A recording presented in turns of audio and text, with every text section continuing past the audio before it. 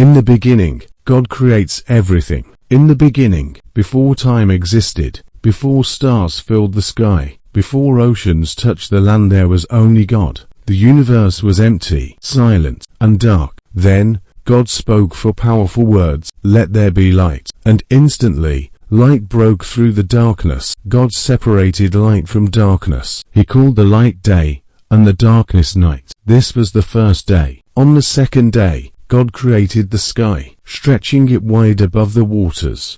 On the third day, he gathered the waters together, so dry land could appear. He called the dry land earth, and the waters seas. Then God filled the earth with trees, plants, and flowers, every kind of life. On the fourth day, on the sixth day, God created animals, lions, elephants, cattle, and every creature on earth. Then, God did something special. He created man in his own image. He formed man from the dust of the ground and breathed life into him. His name was Adam. God saw Adam was alone, so he created a woman from Adam's rib. Her name was Eve. God placed Adam and Eve in a beautiful place called the Garden of Eden. It was perfect. There was no pain, no fear, no death. God walked with them. They lived in peace. God gave them one command: "You may eat from every tree, but do not eat from the tree of the knowledge of good and evil." The fall. Sin enters the world. One day, a serpent came to Eve. He was cunning and deceptive. He asked, "Did God really say you cannot eat from that tree?" The serpent lied. He said,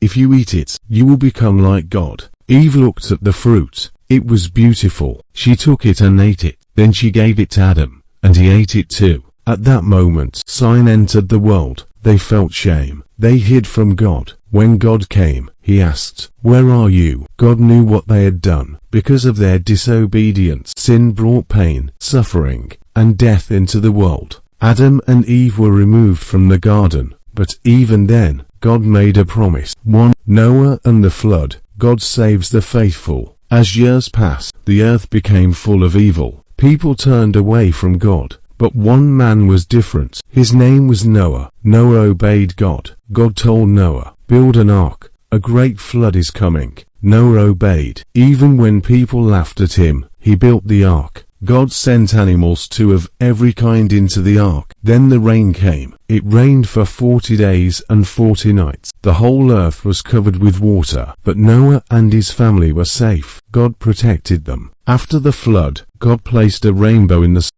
Abraham, the father of faith. God chose a man named Abraham. God told him, "Leave your country. I will make you the father of many nations." Abraham trusted God. Even when he was old and had no children, he believed God's promise. God showed him the stars and said, "Your descendants will be as many as these stars." Through Abraham's family line, Jesus Christ would one day be born. Joseph, from prison to palace. Joseph was Abraham's great-grandson. His brothers were jealous of him. They sold him as a slave. Joseph suffered. He was falsely accused and thrown into prison. But God was with him. God gave Joseph wisdom. Eventually, Joseph became a ruler in Egypt, second only to Pharaoh. Joseph saved millions of people from starvation. What others meant for evil, God used for good. Final message. Genesis points to Jesus Christ. Genesis is not just the story of the beginning. It is the story of God's plan. From Adam's fall to Abraham's promise, from Noah's ark to Joseph's rise, everything points to one person, Jesus Christ. Jesus came to restore what was lost. Where Adam failed, Jesus succeeded. Where sin brought death, Jesus brought life. Genesis is the beginning of hope, and Jesus is the fulfillment of that hope.